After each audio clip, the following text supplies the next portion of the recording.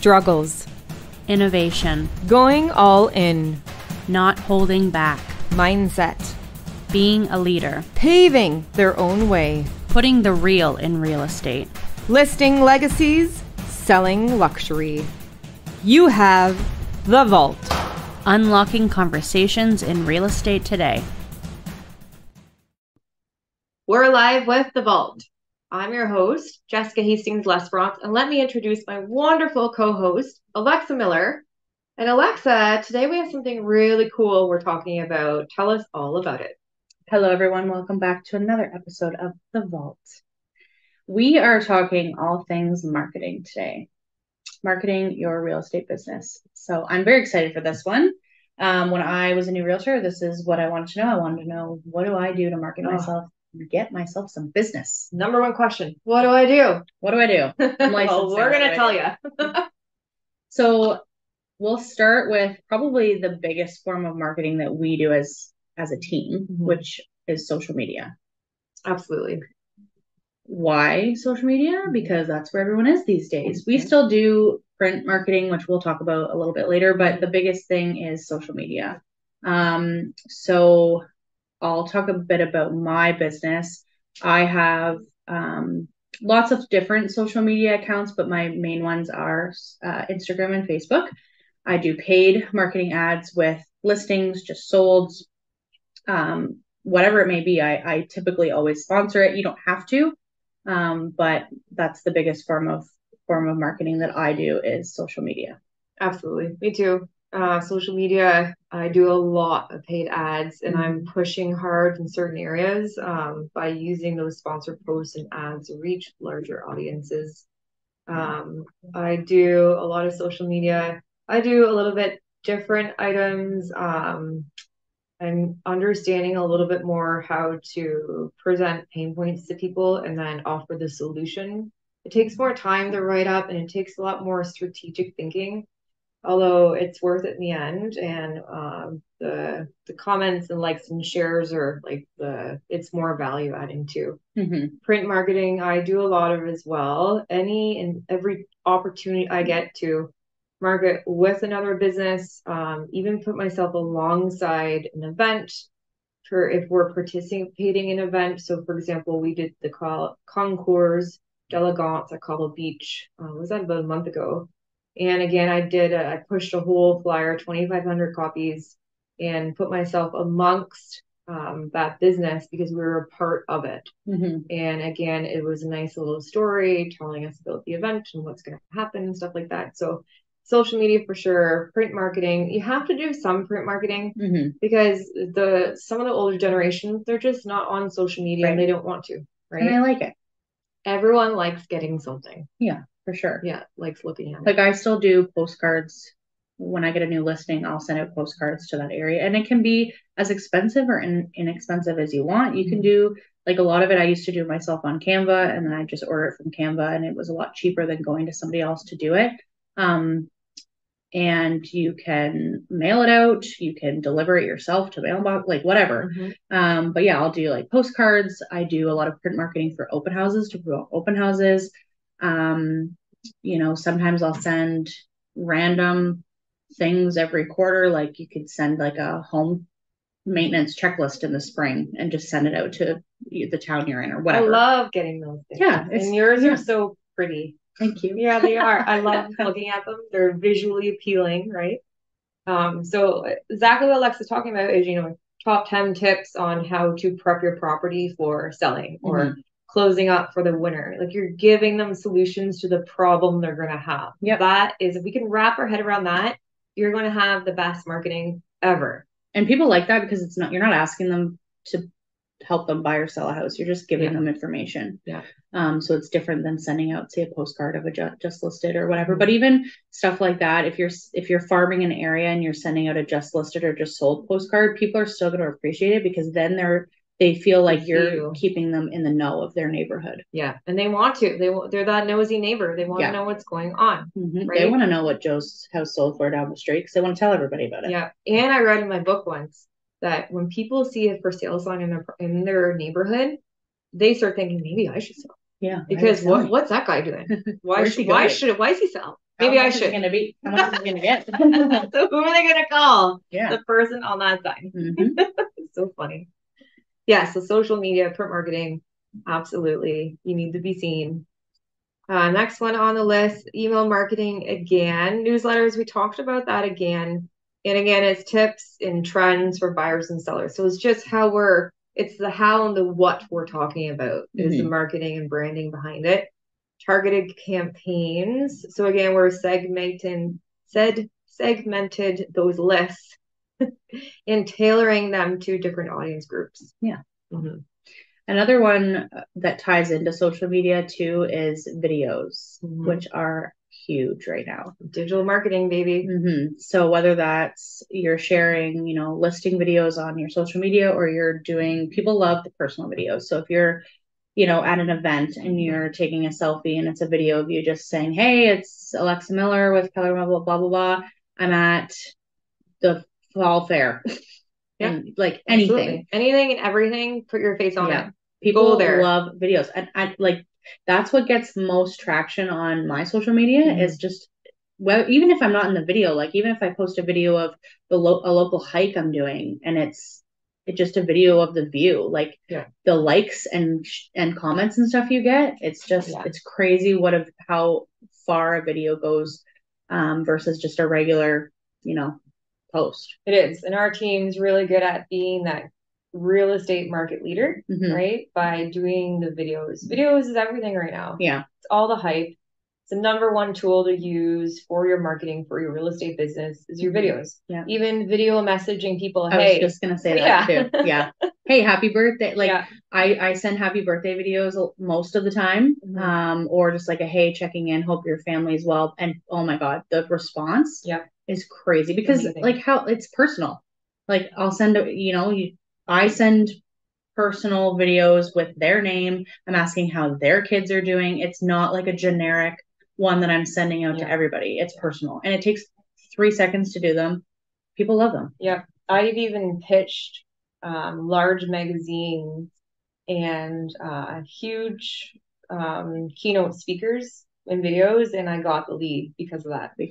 Yeah. I remember Christmas Eve, I got a big one last year. Wow. And it's because I sent him a video saying, hey, I'm Jess. I'm a Canadian girl, because he was in the States. And this is what I'm all about. And here's why we need to work together. And he just called me immediately. I love what you are all about. Thanks for the video. And I said, wow, this stuff works. Yeah, totally. Like, oh my God, it's crazy. Yeah. So if you're not doing video, you need to be doing video. And I know that like you don't have to tell me that it is so it's hard to get into. That's funny.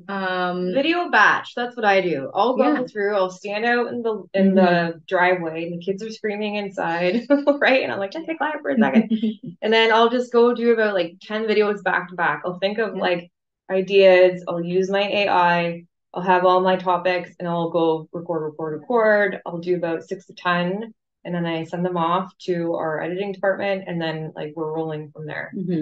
I know not everyone has editing departments. No, so just I record don't, personally and play. Record and play. Even if you mess up a little, it makes it even better because it's more authentic.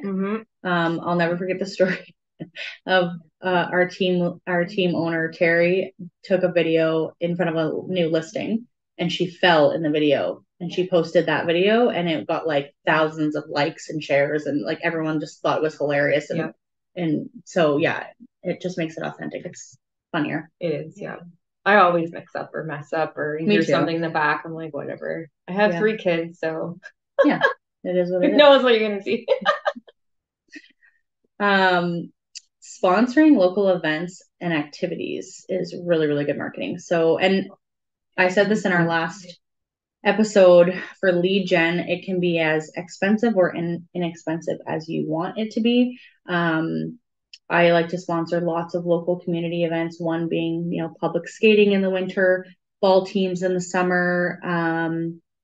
There is so many. We could be here all day talking about what you could sponsor. And sponsor and, collaborating with local businesses, getting your business cards in there and leaving them at the front desk, pinning them up places, grocery stores.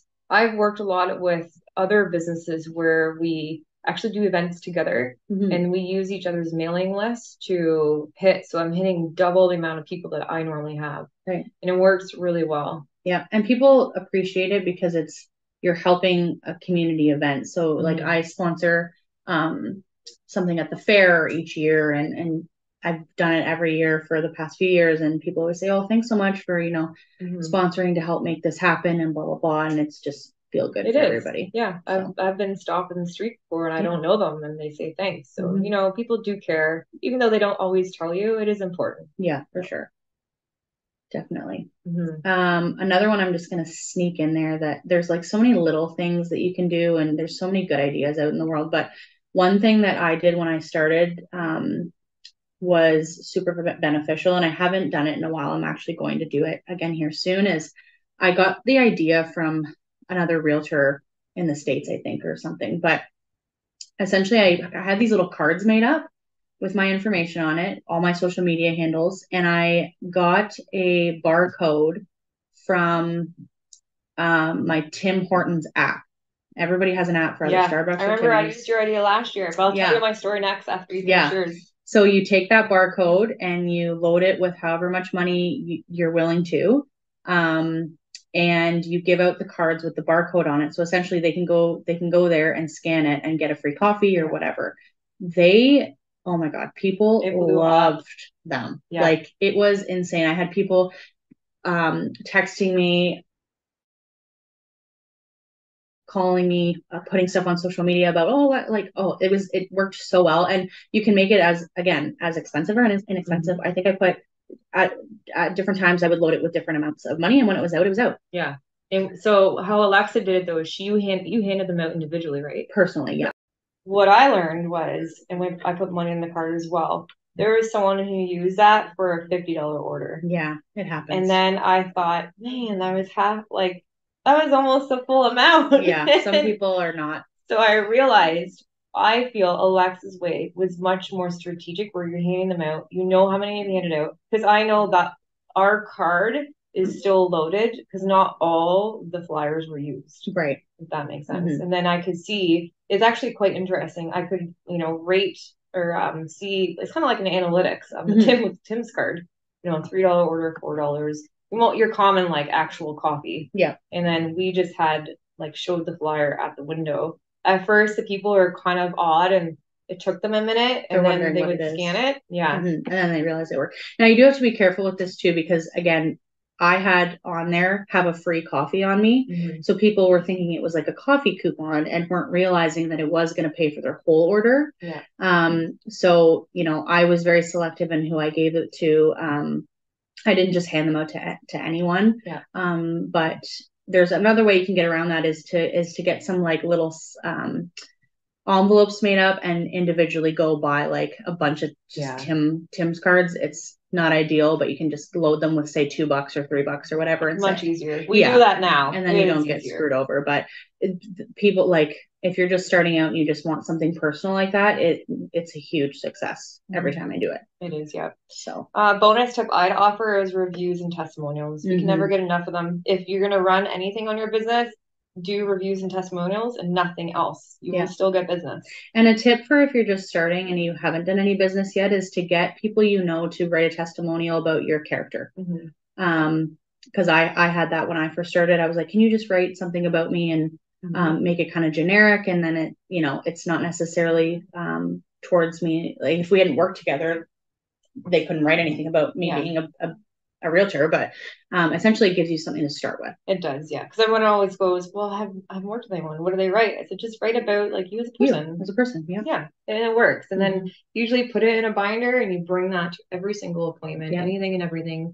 And people go through them. They read them. Totally. I know when I order something or buy something, I look at them. Yeah, when you're on Amazon, that's the first thing I look at is reviews. Yeah. Did that thing break? Yeah. So, and the way I've done it too is like typically I'll ask, after a deal, I'll ask them to write me a review. But I've also done it where I've done a giveaway. And to enter my giveaway, you had to write a review about me, whether you'd worked with me or not, if you knew me